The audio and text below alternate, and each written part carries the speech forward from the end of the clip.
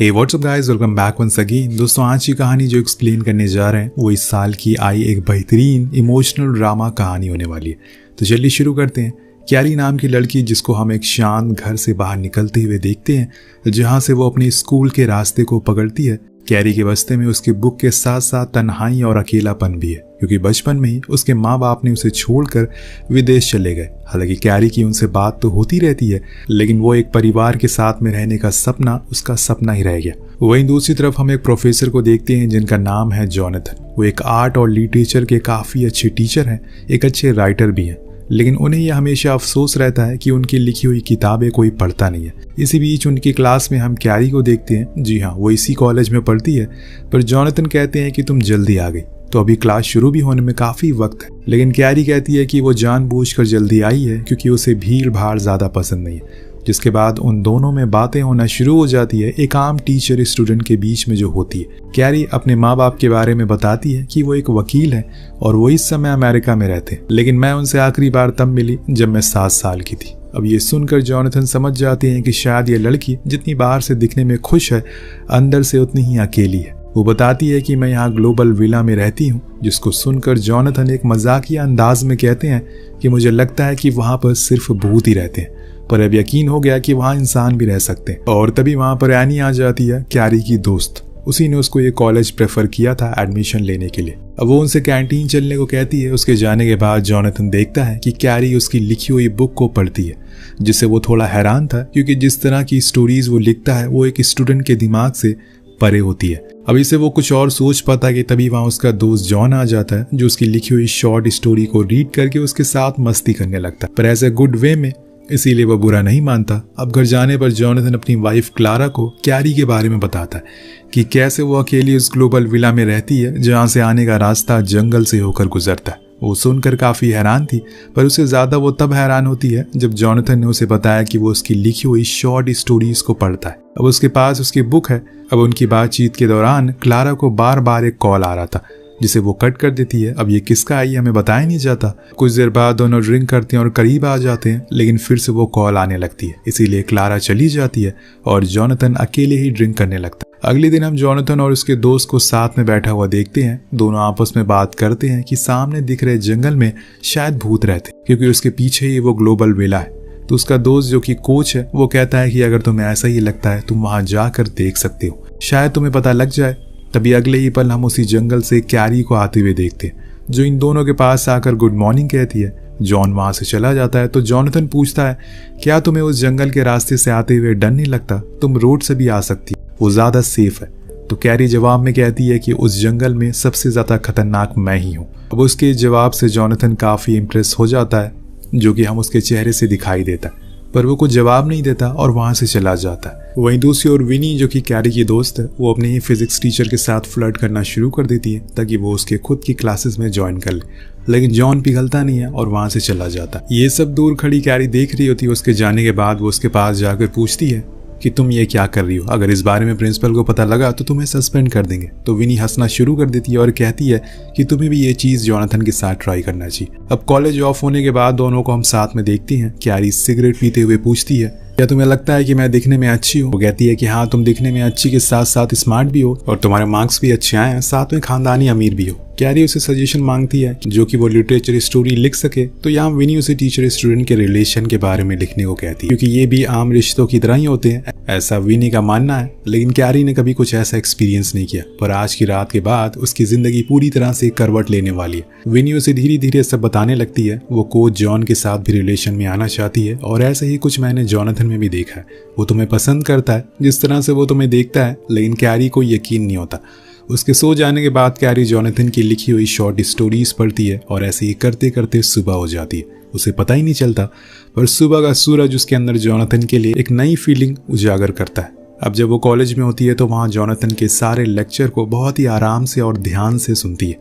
वो बार बार उसकी तरफ देखे जा रही थी। उसके बाद फिर से सब क्लास खत्म हो जाती है। उसके बाद जब क्लास खत्म हो जाती है तो जॉन और जॉनथन दोनों ही आपस में बहुत देर तक बात करते हैं। उसके जाने के बाद जॉनथन अपने फेवरेट सॉन्ग पर डांस करना शुरू कर देता है, जिसको क्यारी देख लेती है और हंसना शुरू कर देती है, जिससे जॉनथन भी थोड़ा शर्मिंदा हो जाता है। पर फिर यहाँ दोनों बैठकर बातें करने लगते हैं। जॉनथन उसकी लिखी हुई स्टोरीज की तारीफ करता है और वो उसकी कुछ लाइन बिना देखे उसे सुनाता है, जिससे कैरी को यकीन ही नहीं होता कि उसकी लिखी हुई लाइंस उसे याद है। पर कैरी भी उसके सामने उसकी लिखी हुई स्टोरीज के बारे में बातें करती है और पूछती है कि उन्होंने कब से लिखना शुरू किया। तो जॉनथन बताता है कि उसने एक ही बारी कोई रोमांटिक कहानी लिखी थी और उस दिन उसने कुछ महसूस किया था। फिर उसकी शादी हो गई, वो टीचर बन गया, पर यहाँ अंत में उसे एक प्रोजेक्ट देता है कि वो उसकी फेवरेट ऑथर के ऊपर एक स्टोरी लिखे और उसे लाकर सबमिट करे।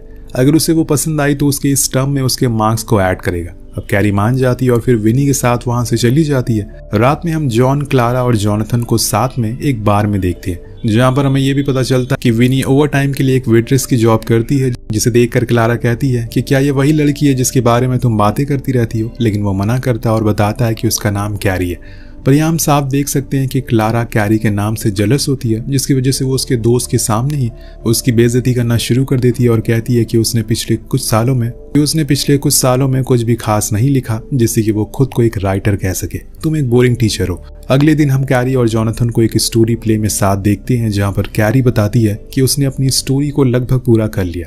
वहीं घर पर विनी उसे अगले दिन कॉलेज में एक नई ड्रेस पहनकर जाने को बोलती है, जिसको जब जॉन और जॉनथन देखते हैं तो देखते ही रह जाते हैं।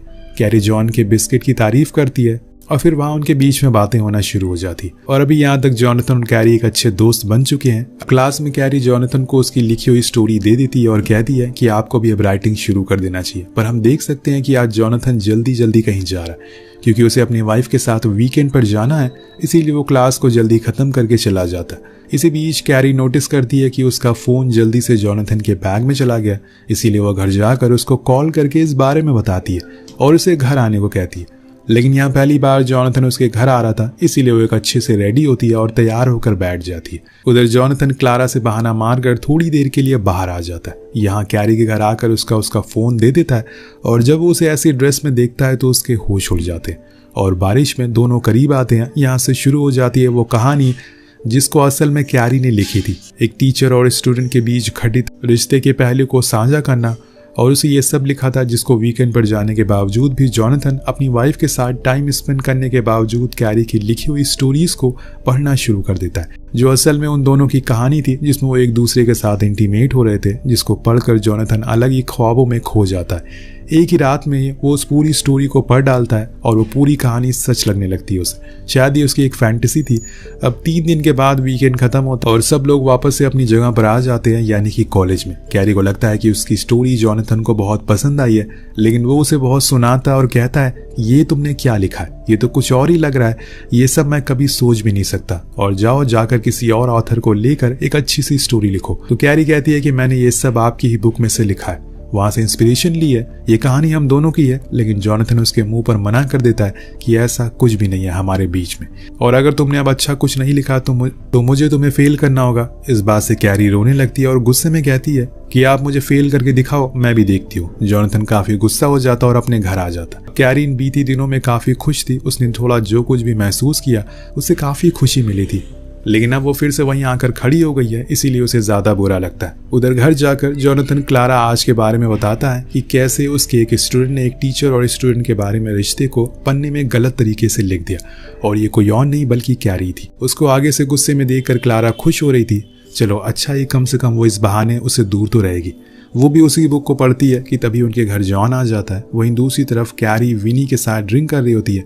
आज जो कुछ भी हुआ वो बिल्कुल भी उसे पसंद नहीं आया, इसीलिए वो सब कुछ उसे बताना शुरू करती है। लेकिन विनी तो बोरिस के साथ व्हाट्सएप पर बिजी होती है, इसीलिए वो उसे पूछती है कि क्या तुम सच में उसे पसंद करती हो, पर उसके पास कोई जवाब नहीं होता। जिसके कुछ ही देर बाद दोनों दोस्त करीब आ जाते हैं। इसी दौरान वहां पर जॉनथन के पास उसी वाइस प्रिंसिपल का कॉल आता है, जो उसे कैरी के बारे में पूछना शुरू कर देती है, क्योंकि आज वो सब होने के बाद कैरी ने अपनी स्टोरी प्रिंसिपल तक पोस्ट कर दी, क्योंकि जॉनथन ने उसे वो रिस्पांस नहीं दिया जो वो चाहती थी। अब जॉनथन क्लारा को इस बारे में बताता है कि कैरी ने वो स्टोरी प्रिंसिपल को दिखा दी है, इससे मेरी जॉब भी जा सकती है, क्योंकि ये गैर कानूनी है किसी भी टीचर का स्टूडेंट के साथ अफेयर होना। खैर अगला दिन आता है, सभी बच्चे क्लास में होते हैं सिवाय कैरी के, क्योंकि वो तो प्रिंसिपल के पास थी, जो कि उन चीज़ों के बारे में एक एक करके सब कुछ पूछना शुरू कर देती है, जिसके बाद वो एक एक करके उन्हें सब बता देती है। फिर बारी आती है जॉनथन की, मगर वो बातों को तोड़ मड़ोड़ कर बताता है, क्योंकि उसे अपनी जॉब की जाने की ज़्यादा डर था। लेकिन जो कुछ भी कैरी ने बताया था कैसे वो हर दिन मिलने के लिए उसके घर आता है, हालांकि ये सारी चीज़ें झूठ थी, ये बस एक कहानी थी, इमेजिनेशन थी। पर कैरी अब जॉनथन की स्टोरी और उससे ऑब्सेस्ड हो चुकी थी, इसीलिए वो उसके पास रहना चाहती थी। और जॉनथन को ये सब गलत लगता है, फिर भी जॉनथन को सस्पेंड कर दिया जाता है। और जब ये बात लेकर वो घर जाता है तो उसकी वाइफ उसे बहुत सुनाती है और कहती है कि उसने जो कुछ भी किया वो गलत था, इसीलिए उसे सजा मिली है। क्या तुमने उसके साथ कुछ किया है? पर जॉनथन इनकार कर देता है, लेकिन वो तो उसकी बातों को मानने को राजी नहीं थी। यहाँ तक कि वो उल्टा सीधा उसे सुनाने लगती है कि वो खुद की स्टूडेंट से प्यार में पागल हो चुका है। अब इन सब बातों को लेकर उन दोनों में बहस होना शुरू हो जाती है और ये बहस इतनी बढ़ जाती है कि जो सालों की भड़ास क्लारा ने खुद के अंदर दबा कर रखी थी वो सब बाहर निकाल देती है। उधर दूसरी ओर जब विनी को पता चलता है कि जॉनथन को सस्पेंड कर दिया गया है तो वो सीधा कैरी के पास आती है और कहती है कि मुझे पता है कि तुमने ये सब किया है, पर क्या जरूरत थी? लेकिन मुझे पता है कि तुमने इसलिए ये सब किया क्योंकि उसने खुद की वाइफ के लिए तुम्हें छोड़ दिया, तुम्हें रिजेक्ट कर दिया। मैं जाकर प्रिंसिपल को सब कुछ बता रही हूँ। लेकिन यहाँ दोस्तों कैरी कहती है कि अगर तुमने ऐसा किया तो आज एक टीचर की जगह 2 टीचर की जॉब चली जाएगी, इसीलिए बेहतर है कि अपने काम से काम रखो। फिर वो अपनी कहानी की एंडिंग बताना शुरू करती है जो उसने लिखी थी, जिसमें ना तो अब आर्थर के पास जॉब है, ना ही उसकी बीवी, और ना ही वो जिससे कि वो अपना सब कुछ शेयर कर सकता है, यानी कि मैं। उसने उस एहसास को खुद से दूर कर दिया जिसको सोचने पर उसे खुशी मिलती थी। लेकिन अब इस सस्पेंशन के दिनों में जॉनथन फिर से अपने उस हुनर को किताबों के पन्नों में उतारने की कोशिश करना शुरू कर देता है। उसने उस पुराने रूम को भी साफ कर दिया जहाँ पर वो सालों पहले लिखा करता था। कुछ समय के बाद हम जॉनथन को एक चर्च के बाहर बैठा हुआ देखते हैं। वहाँ पर कैरी आती है। उसको ऐसा बैठा हुआ देखकर खुद को रोने से वो रोक नहीं पाती और वहीं उसकी आंखों से आंसू आना शुरू हो जाते हैं। यही हाल जॉनथन का भी था। कैरी के लिए उसका हीरो और विलन दोनों ही जॉनथन था, क्योंकि उसने भले ही थोड़े दिन के लिए लेकिन खुशियां दी थी, उसे अच्छा महसूस तो कराया था जिस चीज को वो बचपन से खोज रही थी। आपको क्या लगता है कि अगर उस दिन कैरी झूठ बोल देती तो आज इस कहानी का कुछ अलग ही पहलू होता, या फिर जॉनथन ने जो किया उसे वो नहीं करना चाहिए था? नीचे कॉमेंट करके जरूर बताएगा। मिलते हैं अगले वीडियो में। Peace out.